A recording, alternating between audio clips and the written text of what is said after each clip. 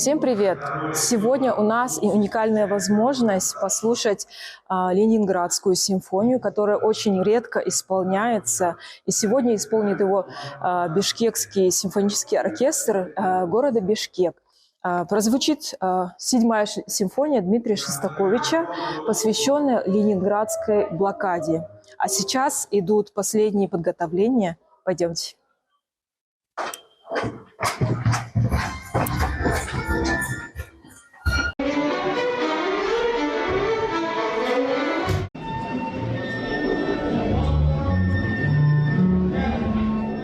Сегодняшний концерт посвящен блокаде Ленинграда, то есть прорыв блокады Ленинграда. Мы играем сегодня 7-ю симфонию Шостаковича, которая была написана, которая родилась в этом городе, в Ленинграде.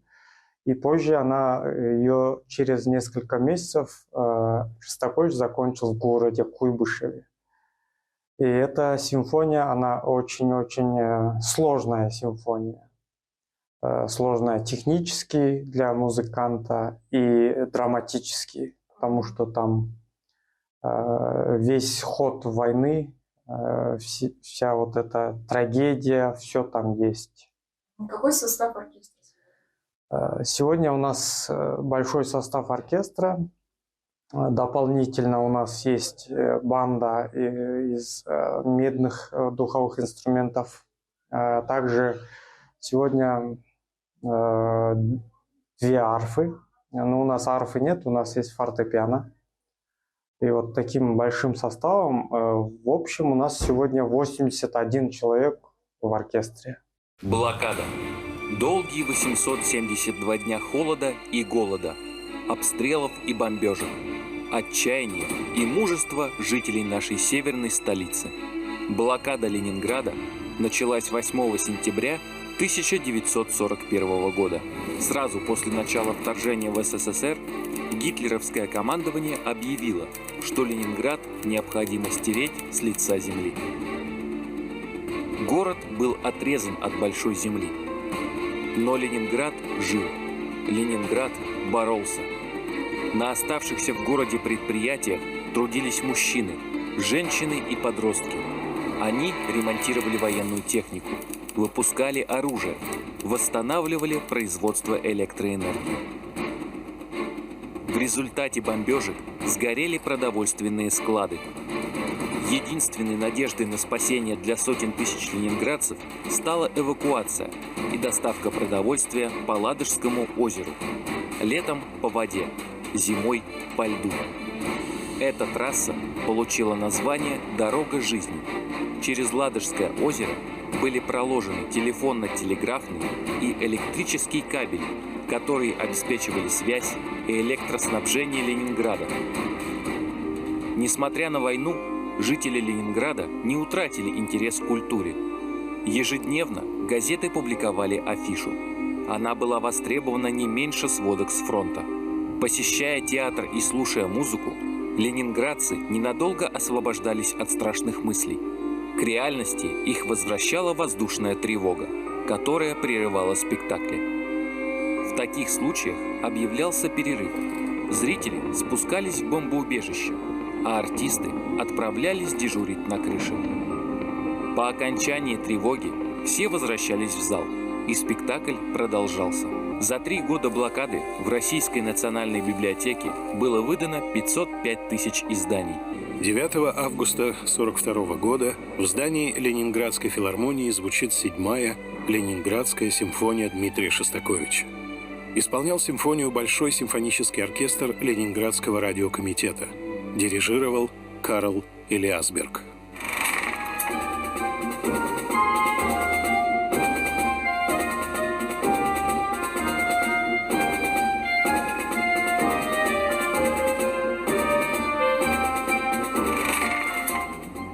Тема первой части знаменитой симфонии, тема нашествия, была написана Шостаковичем еще до начала войны.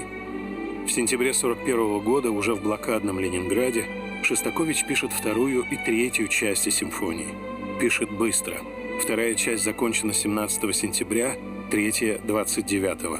а это около часа музыки, где расписаны партии более 100 инструментов. 1 октября композитор вместе с семьей, женой и 2 маленькими детьми был вывезен из Ленинграда, и после недолгого пребывания в Москве он отправился в Куйбышев, где 27 декабря 1941 года и была закончена 4-я финальная часть симфонии. Премьера симфонии прошла в Самаре, тогдашнем Куйбышеве, в марте 1942-го, в исполнении оркестра Большого театра. В мае 1942-го партитура симфонии самолетом была доставлена в осажденный Ленинград.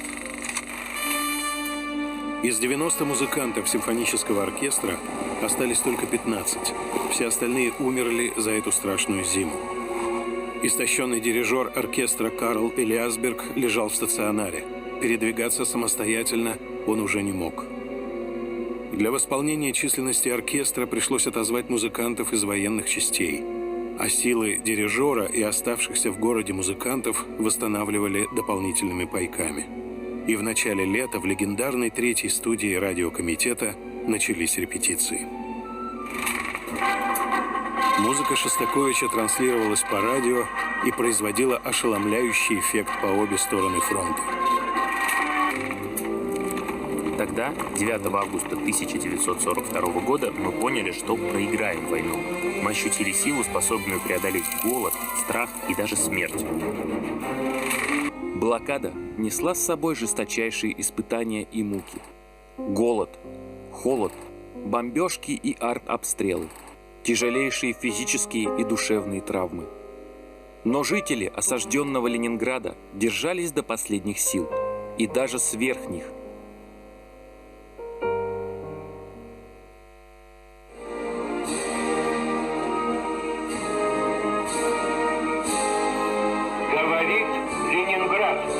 Внимание, товарищи!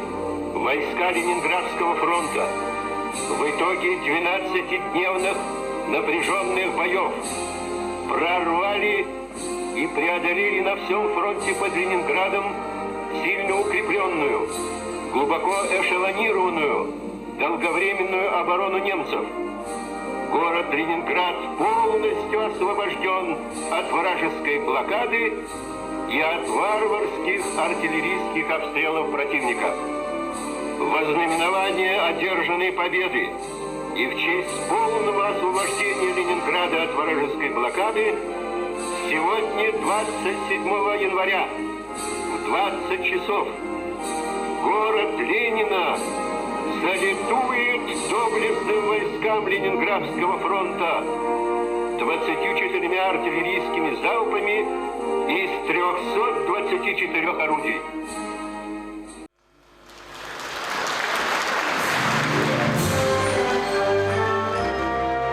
Кутмандуу кечиңиздер менен кымбаттуу достор, урматтуу ардагерлер, блокадачылар, жаштар, жеңүүчүлөрдүн урпактары.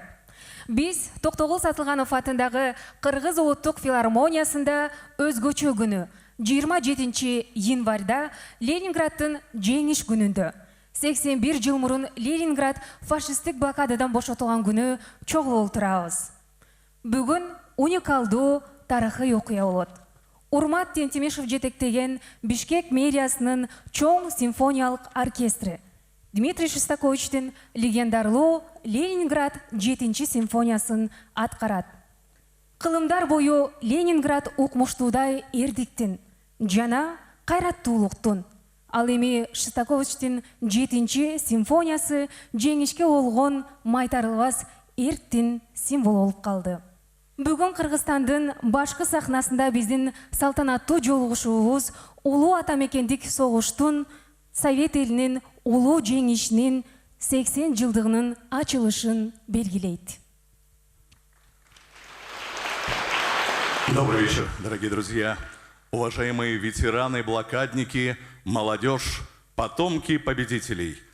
Мы собрались в Кыргызской национальной филармонии имени Токтогула Сатылганова в особенный день, 27 января, День Ленинградской Победы.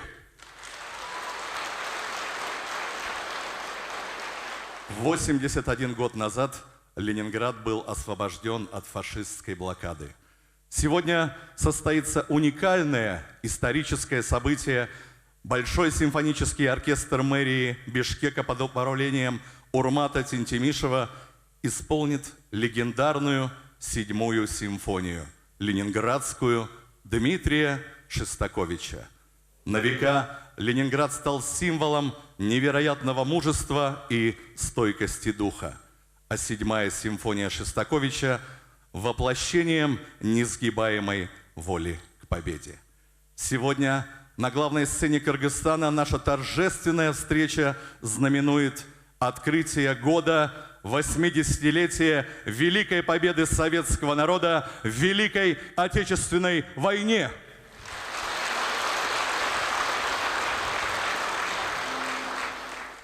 Ленинград блокада Кыргызстандын эс тутуму эскерүү акциясынын алкагында көп жылдардан бери биринчи жолу биздин улуттук филармонияда кыргыз музыканттарынын аткаруусунда Ленинград симфониясы жаңырат. Бүгүн Бишкек менен Ош, Санкт-Петербург менен боордош шаарлар. Ленинградты Кыргызстандын алгачкы университеттеринин бири деп аташат. Заманбап Кыргызстанды курган миңдеген мекендештерибиз ошол жерден билим алышкан. Бүгүнкү күндө биздин шаарлар жана өлкөлөр миллиондогон жиптер менен байланышып турат. Ошондуктан биздин достугубуздун жана кызматташтыгыбыздын артында кандай эрдик турганын эскерүү, эстен чыгарбоо биз үчүн ого этер маанилүү. Кыргызстан эвакуацияланган 16 000 адамды, анын ичинде 3,5 мың баланы, эвакуацияланган институттар менен ишканаларды кабыл алган. Кыргызстандан Ленинградка азык-түлүк жана жылуу кийимдер менен 103 вагон жөнөтүлгөн. Курчоодо калган шаарда 1 миллиондон ашык адам каза болуп, Ленинград үчүн болгон салгылашууларда 4,5 мың кыргызстандык курман болгон. Впервые за многие годы Ленинградская симфония прозвучит в нашей национальной филармонии в исполнении кыргызских музыкантов в рамках акции памяти «Ленинград. Блокада. Память Кыргызстана». Сегодня Бишкек и Ош являются побратимами Санкт-Петербурга. Ленинград называют одним из первых университетов Кыргызстана. Здесь прошли обучение тысячи наших соотечественников, которые строили современный Кыргызстан. И сегодня миллионами нитей связаны наши города и страны. Тем более нам важно помнить, какой подвиг стоит за нашей дружбой и сотрудничеством. Кыргызстан принял 16 тысяч эвакуированных человек, включая 3,5 тысячи детей. Эвакуированные институты и предприятия. Из Кыргызстана ушли в Ленинград 103 вагона с продуктами и теплыми вещами. В блокадном городе погибли более 1 миллиона человек, а в боях за Ленинград пали 4,5 тысячи кыргызстанцев. Памяти всех умерших в блокадном городе и павших на полях сражений, памяти тех, кто прошел через войну и кого уже нет с нами, объявляется минута молчания.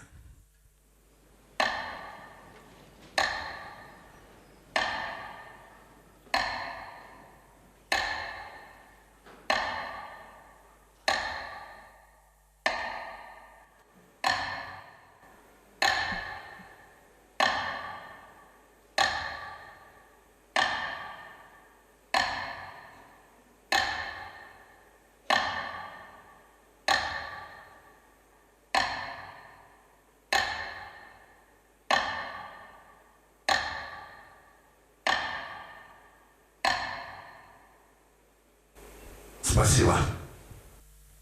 Дорогие друзья, сегодня многие из вас, как и мы, и наши уважаемые музыканты, могли получить небольшую полоску ткани двух цветов – оливкового и зеленого.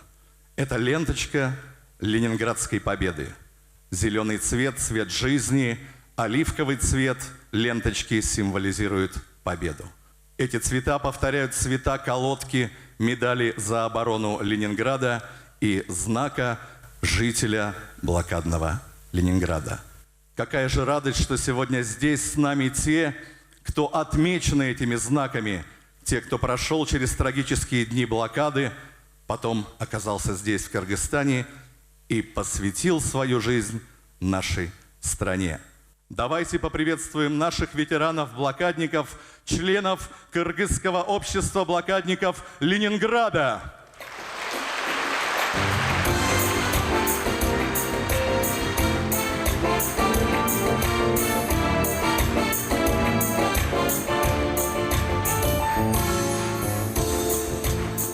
Сегодня в Кыргызстане проживают 12 ветеранов-блокадников. В эти дни 2 ветерана представляют Кыргызстан на памятных мероприятиях в Санкт-Петербурге. Ардагерлерибизди куттуктайбыз. Сиздерге чын ден соолук каалайбыз. Еще раз ваши аплодисменты нашим блокадникам и многое-многое им лета и крепкого здоровья.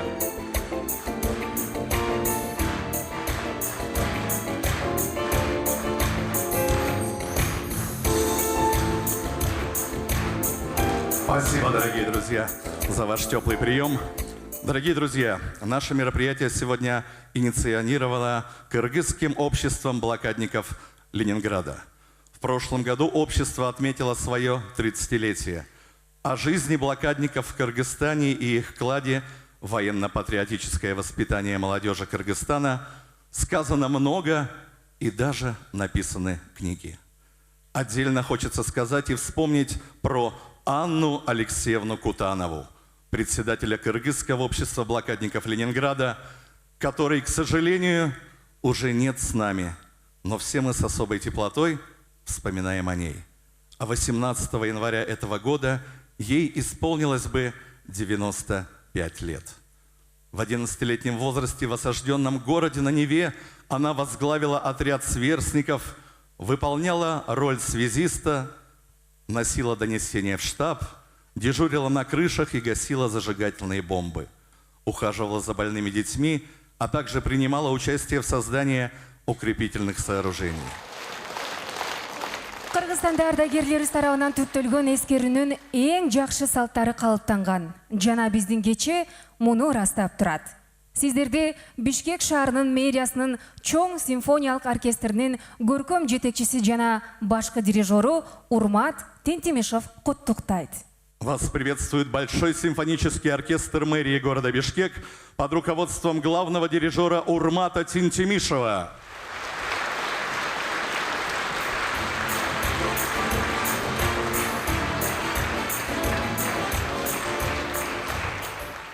Но прежде замечательное стихотворение, написанное Юрием Вороновым, «Баллада о музыке». Им холод кровавит застывшие губы, смычки выбивает из рук скрипачей, но флейты поют, надрываются трубы, и арфа вступает, как горный ручей, и пальцы на лед западающих клавиш бросает, не чувствуя рук, пианист. Над вихрем бушующих вьюг и пожарищ их звуки победно и скорбно неслись. А чтобы все это сегодня свершилось, они сквозь израненный город брели, и сани за спинами их волочились, они так валторны и скрипки везли. И темная пропасть концертного зала, когда они все же добрались сюда, напомнила им о военных вокзалах, где люди неделями ждут поезда. Пальто и ушанки, упавшие в кресло, почти безразличный и измученный взгляд. Так было, но лица людские воскресли, лишь звуки настройки нестройную песней внезапно обрушили свой водопад. Никто не узнал, что сегодня на сцену в последнем ряду посадили врача, а рядом, на случай возможной замены, стояли ударник и 2 скрипача. Концерт начался, и под гул канонады она, как обычно, гремела оркестр. Невидимый диктор сказал Ленинграду: «Внимание! Играет блокадный оркестр». И музыка встала над браком развалин, крушила безмолвие темных квартир. и слушал ее ошарашенный мир. Вы так бы смогли, если б вы умирали.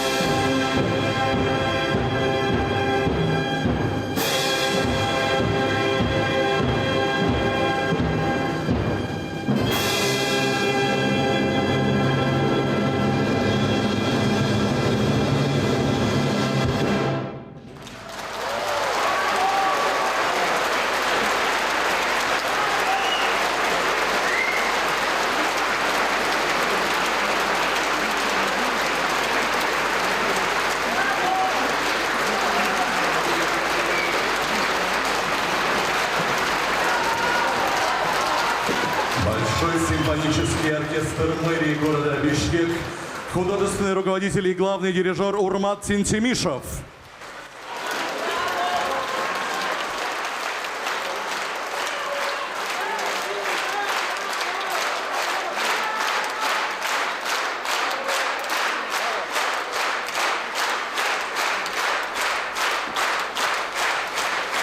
Дорогие друзья, торжественный вечер для вас провели Аида Талайбекова. Жана Игорь Воронцов. До новых встреч с праздником, с Днем Ленинградской Победы!